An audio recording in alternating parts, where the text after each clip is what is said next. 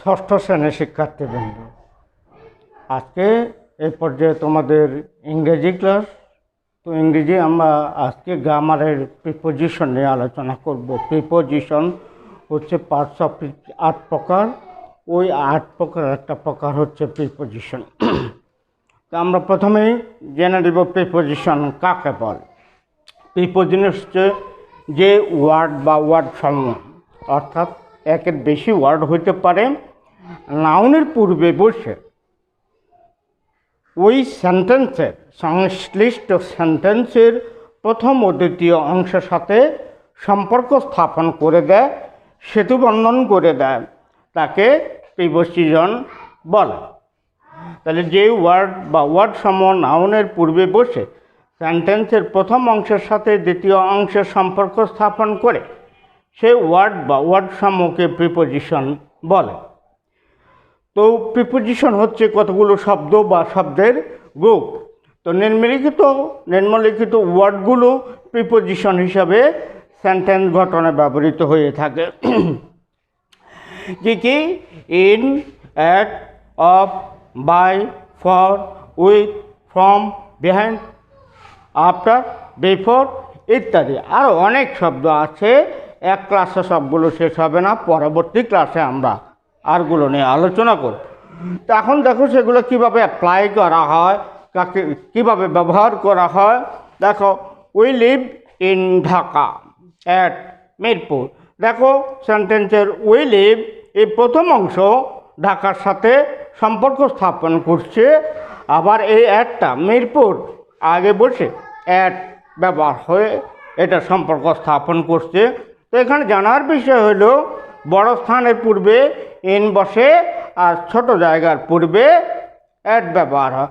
আমাদের মনে রাখতে হবে বড় জায়গার পূর্বে ইন এবং ছোট জায়গার পূর্বে অ্যাট বসে। তার পরবর্তী sentence, Dhaka is the capital of Bangladesh.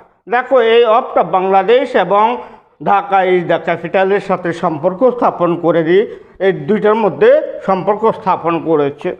R the thief was beaten by the man, অর্থাৎ লোকটি সাপটি মেরেছে। Beaten by, was beaten by the man, চোরকে এই লোকটি মেরেছে। এই দুই অংশের সাথে the thief was beaten by দিয়ে দ্য ম্যান, এই দুটোর সাথে সম্পর্ক স্থাপন করা হয়েছে। তো এখানে বাই হলো যার দ্বারা কাজটা সম্পন্ন হয় বা যা দিয়ে কাজটা সম্পন্ন হয় সেটা হলো বাই, সেটার পূর্বে বাই বসবে। আর he was killed a snake with a stick, অর্থাৎ যা দিয়ে কাজটা সম্পন্ন করা হয়, যে জিনিসটা দিয়ে কাজটা সম্পন্ন করা হবে তার পূর্বে দিয়ে বসবে। তাহলে আমরা কি শিখলাম? যার দ্বারা কাজটা হয় তার পূর্বে বাই, আর যা দিয়ে কাজটা সম্পন্ন করা হয় তার পূর্বে উইথ বসবে। এখানে এই লোকটা দ্বারা কাজটা সম্পন্ন হয়েছে, তার পূর্বে বাই। আর এখানে একটা লাঠি দিয়ে সাপটা মেরেছে, তার পূর্বে উইথ বসবে। বোঝা গেছে? আচ্ছা,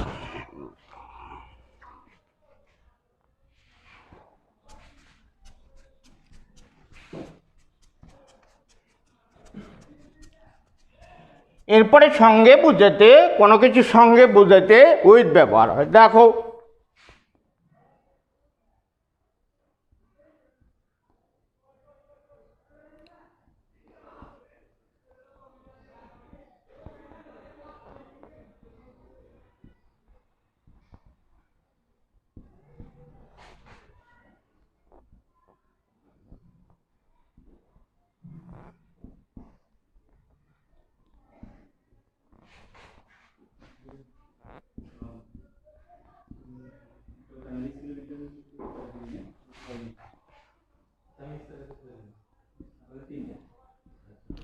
last week I have gone to Dhaka with my father.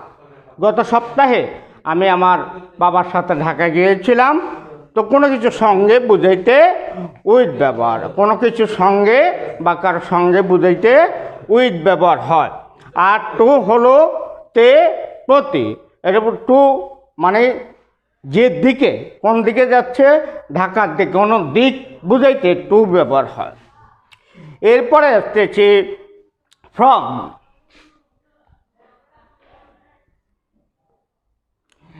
এক জায়গা থেকে অন্য জায়গা বুঝাতে ফ্রম, বা কোনো জায়গা হইতে বুঝাইতে ফ্রম।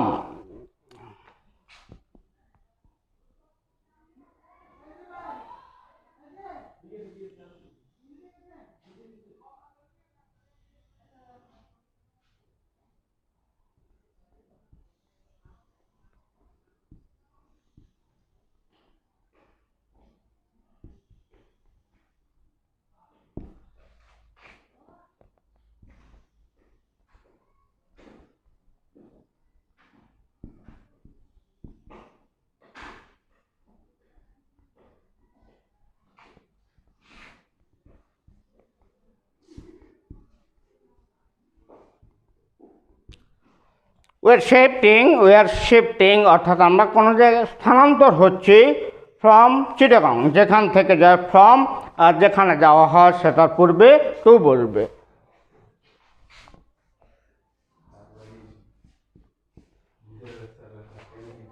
এরপর দেখো ফ্রম আরও ব্যবহার হয় কিভাবে।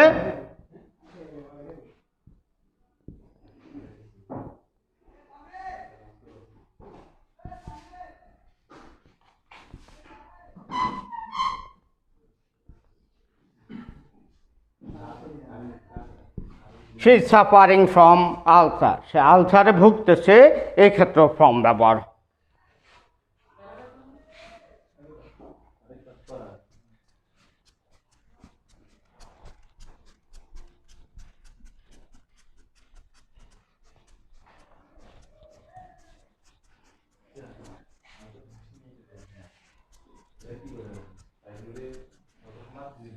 এরপরে দেখো না after.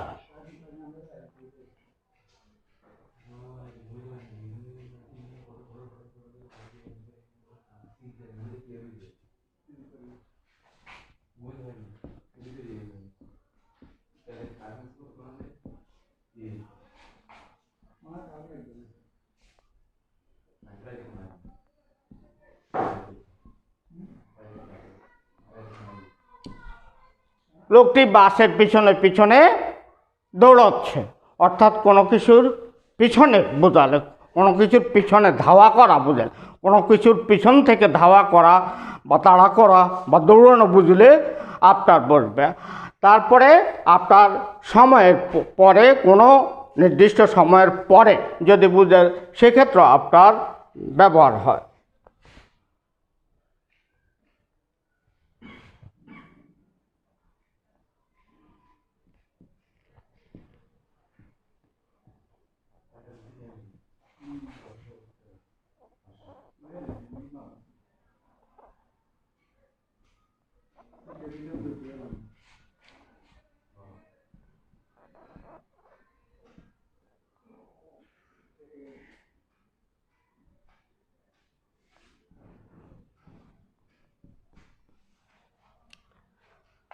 I start for office after 9:30, 9:30 পূর্বে আমি অফিসে রওনা হলাম। কোনো কিছু পরে বোঝালেও আফটার ব্যবহার হয়। এরপরে দেখো behind.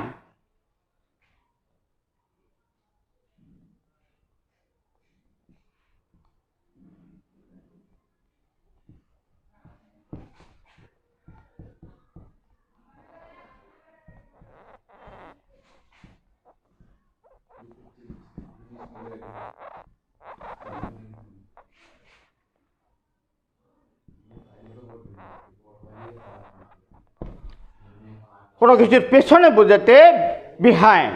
Our school is situated behind the bank, আমাদের স্কুলটি ব্যাংকের পিছনে অবস্থিত।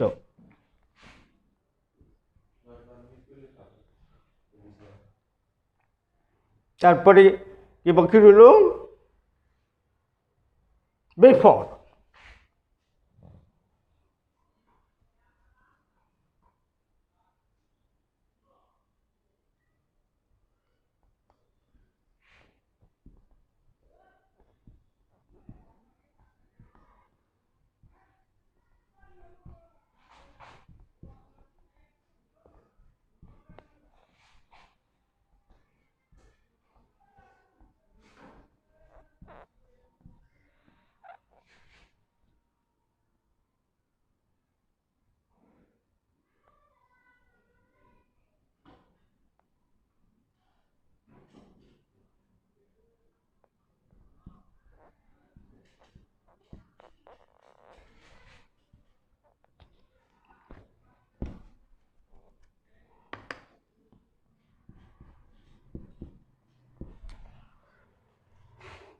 বিফোর কোনো কিছুর পূর্বে বোঝে। We start for Dhaka before the sunrise, আমরা সূর্য ওঠার পূর্বেই ঢাকার পথে রওনা হলাম, কোনো কিছুর পরে বোঝে।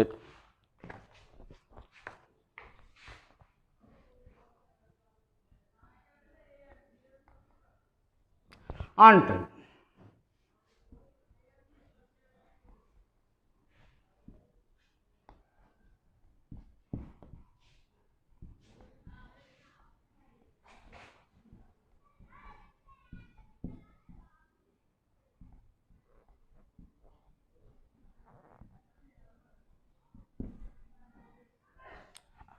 আনটিল কোনো নির্দিষ্ট সময় পর্যন্ত, কোনো নির্দিষ্ট সময় পর্যন্ত যদি কোনো অপেক্ষা করতে বলা হয় বা কোনো কাজের ডিউরেশন থাকে নির্দিষ্ট সময় পর্যন্ত, please wait here until I come back, এখানে আমি আসা পর্যন্ত এখানে অপেক্ষা করি।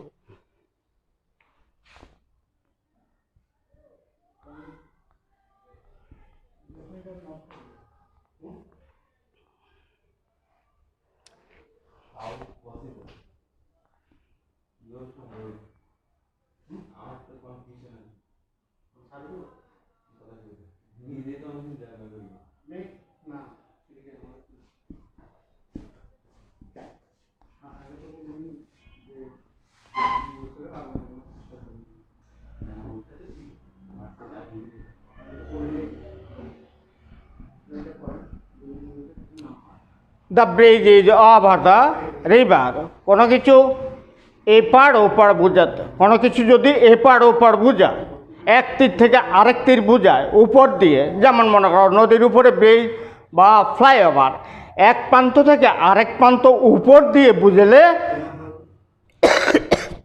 ওভারবোর্ড। আর যদি নিচ দিয়ে এক প্রান্ত, এক মাথা থেকে আরেক মাথা বোঝায়, এক প্রান্ত থেকে আরেক প্রান্ত বোঝায়, তাহলে অ্যাক্রস বোর্ড।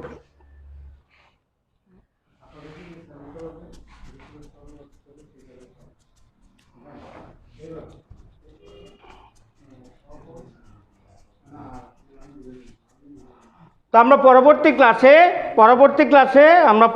ক্লাসে আবার প্রিপোজিশন নিয়ে আলোচনা করব, এটা একদিনে শেষ হবে না। তো পরবর্তী ক্লাসে তোমাদের বাকিগুলো আলোচনা করে দেব। ধন্যবাদ।